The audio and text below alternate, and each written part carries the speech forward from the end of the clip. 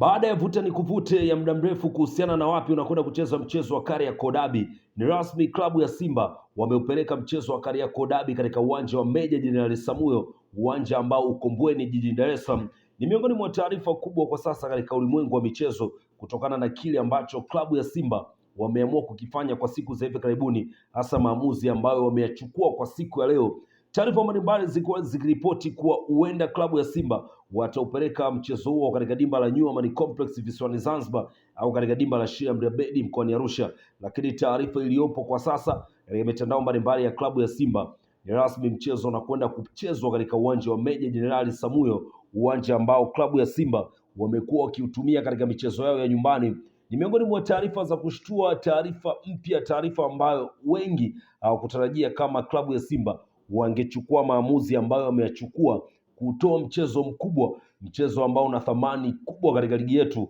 na kuupeleka katika uwanja wa Meja Jenerali Samuyo ambao uko Mbweni jijini Dar es Salaam. Simba wameamua kufikia maamuzi hayo kutokana na uwanja wa Benjamin Mkapa kufanyiwa marekebisho makubwa kuelekea katika michuano ya AFCON ambayo itafanyika mwakani katika mataifa matatu, Tanzania, Kenya pamoja na Uganda. Inawezekana ni miongoni mwa vitu ambavyo vimewashtua watu wengi kutokana na kile ambacho labda kukuwa na matarajio kuwa uwanja wa Meja Jenerali Samuyo mchezo wa dabi ya Kariakoo unaweza ukachezwa. Taarifa rasmi ni kwamba tarehe 3 ya mwezi wa 5 mwaka 2026 klabu ya Simba pamoja na klabu ya Yanga wote kwa pamoja watakwenda kucheza katika dimba la Meja Jenerali Samuyo, uwanja ambao uko Mbweni jijini Dar es Salaam. Mnyama ameamua kupeleka mchezo wake katika dimba la Meja Samuyo. Inawezekana sababu ambazo wao wameona ni sahihi kwa upande wao zimewasababishia kuupeleka mchezo huo katika dimba la Meja Samuyo. Mnyama mechi nyingi sana amekuwa akitumia uwanja wa Benjamin Mkapa kwa maana ya zile mechi kubwa zikiwepo mechi za kimataifa,